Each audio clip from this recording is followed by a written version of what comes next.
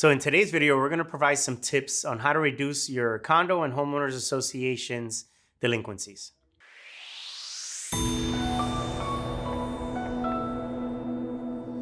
So why do I bring up delinquencies? Well, as most of you are hearing through your social media or through the news, our economy is going to take some kind of shift. No one can tell us whether it's going to be good or bad, but the reality is that there's going to be something that's going to impact our economy. So as leaders of your community, you have a responsibility, or your fiduciary, to your community residents to do what's right and prepare. So in today's video, I'm going to provide you 3 tips of what you should be doing to avoid those delinquencies. So first of all, you want to understand, if you don't already, what is your delinquency process outlined within your association documents, whether it be condo, co-op, or HOA.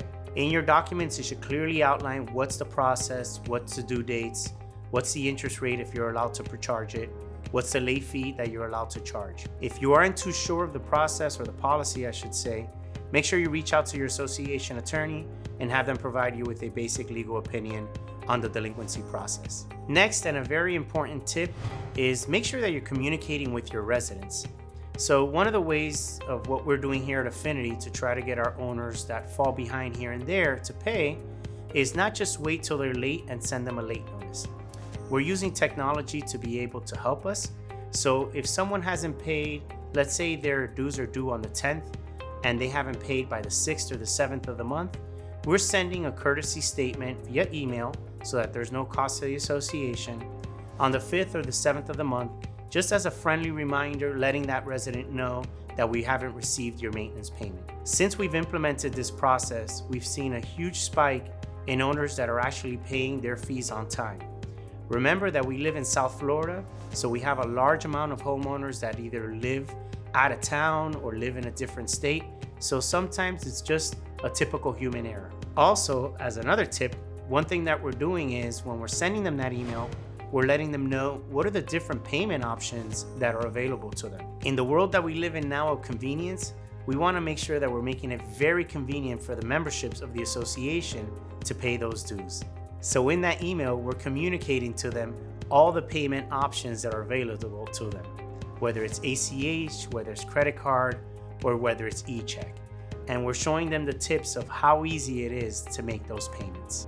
So as a last tip and last point, if you're following those processes that we've mentioned and you're still not seeing any traction with the members paying the dues that they need to pay, then you have to make the difficult decision, but it's the decision that you should make for your association, is to move that case forward, which is over to the attorney or whatever collection process you have after those first 2 notices.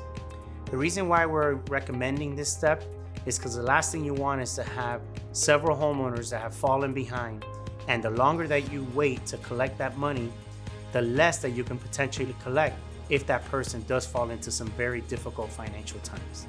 If you have any other questions, or you'd like to learn about additional tips that we could provide on how to collect on your accounts receivable, please don't hesitate to reach out to us. It would be our pleasure to help. You can reach us by visiting our website, managedbyaffinity.com. Also, make sure to give us a thumbs up and subscribe to our YouTube channel, as we have weekly videos coming out. I'll see you in our next video.